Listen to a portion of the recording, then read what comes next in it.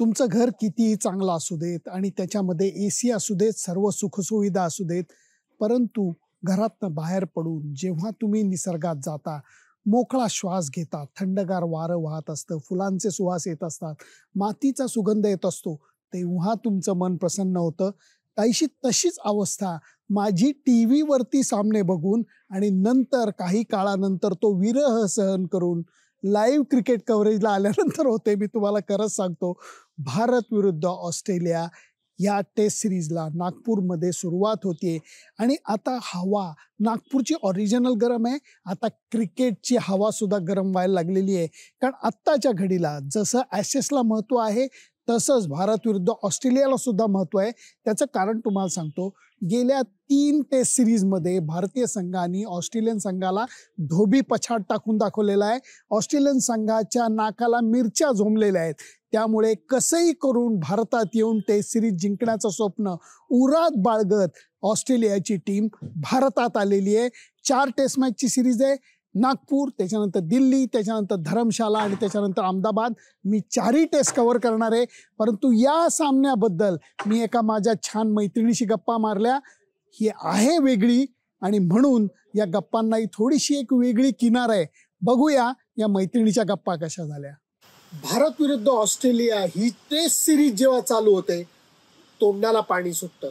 ॲशेसला जेवढं महत्व आहे तेवढंच क्रिकेट जगतामध्ये भारत विरुद्ध ऑस्ट्रेलियाला महत्व आहे. कारण ऑस्ट्रेलियाला थोडेसे नडतात कोण तर भारतीय टीमच. आणि त्यातनं आता ऑस्ट्रेलिया भारतात आलेली आहे. टेस्ट सिरीज चालू होतीये. तुम्ही म्हणता ही सगळी बडबड करतोय. ही मुलगी कोण आहे? काय ग तुझं नाव? माझं नाव ईशा नाईक आहे. कुठली आहेस तू?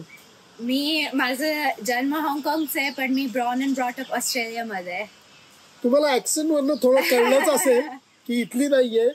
या माझ्या छोट्या मैत्रिणीला मी आत्ता अशा करता गोळा केलंय की जो लेल्यांचा अंदाज असतो तो थोडासा बरोबर असतो.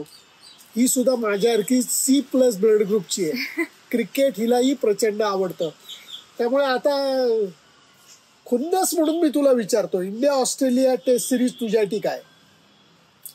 माझ्यासाठी इंडिया ऑस्ट्रेलिया खूप मजा येते. मला माझे सगळे फ्रेंड्स ऑस्ट्रेलियाला सपोर्ट करतात. मी जे कोणी जिंकत असतात त्यांना सपोर्ट करते. It's great competition. इंडिया खूप ऑस्ट्रेलियाला त्रास देते आणि वायस वर्सा ऑस्ट्रेलिया पण इंडियाला खूप त्रास देतो.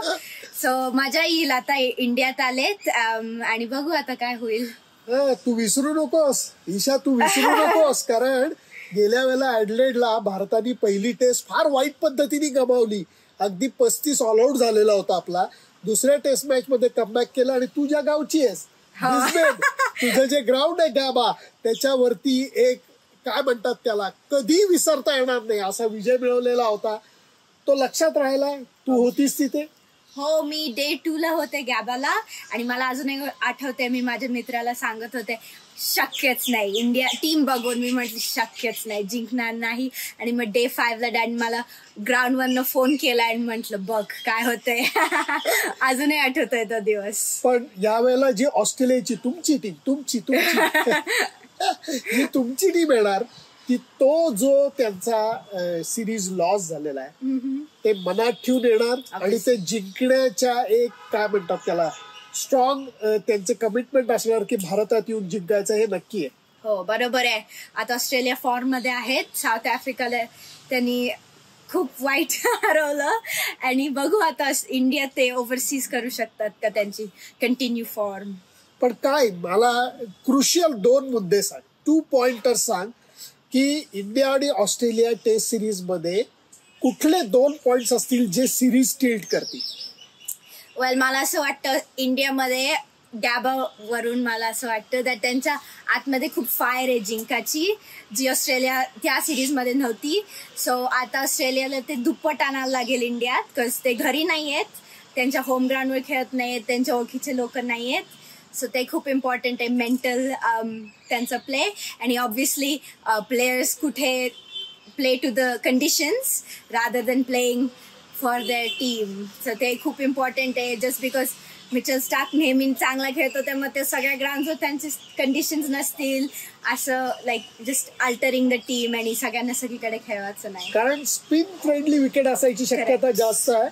त्यामुळे तो मोठा चॅलेंज राहणार आहे. ऑस्ट्रेलियाची ऑस्ट्रेलियाची. बॅटिंग ऑर्डर टॉप क्लास आहे, I would admit to that. Yes पण तो मोठा चॅलेंज असणार आहे. येस, आणि ऑस्ट्रेलियाकडे खूप फास्ट बॉलर्स आहेत, पण स्पिन कमी आहेत. सगळे पार्ट टायमर्स आहेत आपले आवडते लाडके जे बॅटिंग करतात ते, आणि कमी स्पिन वापरतो आम्ही ऑस्ट्रेलिया. त्यामुळे बघूया काय होतं. 4 मॅचची सिरीज आहे, स्पिनर फ्रेंडली विकेट वरती. तुमची ऑस्ट्रेलियन टीम कशी फेअरअप करते बघूया.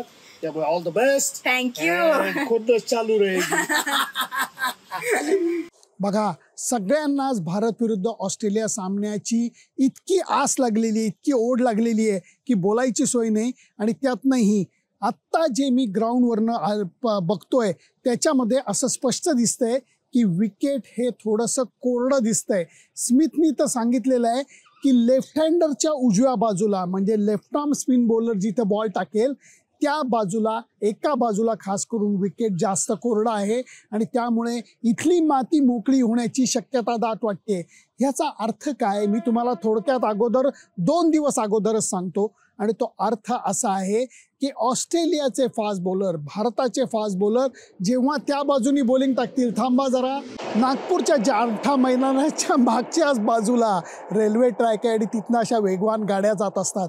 तर मी सांगत होतो की फास्ट बॉलर्स दोन्हीकडचे जेव्हा वेगानं मारा करतील तेव्हा पाय आपटतील आणि त्या पाय आपटल्यानंतर मोकळी होणारी माती ही रवींद्र जडेजा आणि खास करून अक्षर पटेलला उपयोगाला यायची शक्यता आहे. ह्या उद्देशाने भारतीय संघाने तिकडचं विकेट थोडं कोरडं ठेवलंय असं स्मिथचं म्हणणं आहे.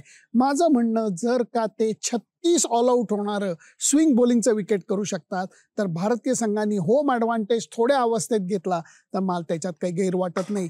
भारतीय संघाचा सराव मी पाहिला, ऑस्ट्रेलियन संघाचा सराव पाहिला. सगळेजण स्पिन बॉलिंगला स्वीपच्या फटक्याचा सराव जास्त करताना दिसले. त्यामुळे या सगळ्याच गोष्टी खूपच मजेदार आहेत. त्यातनंही ऑस्ट्रेलियन संघानं अश्विनचा काही प्रमाणात धसका घेतलेला आहे आणि त्याच्याबद्दल मी उद्याच्या प्रिव्ह्यूमध्ये तुम्हाला परत काहीतरी वेगळं सांगेन. परंतु आज इथं थांबतो. मला एवढंच सांगा, तुम्हाला इंडिया ऑस्ट्रेलिया सिरीजकडनं काय अपेक्षा आहेत? तुमचा अंदाज काय आहे? 11मध्ये कोण खेळेल? मला वाटतं आज जी प्रॅक्टिस बघितली त्याच्यावरनं की शुभमन गिल ओपनिंगला यायची शक्यता आहे.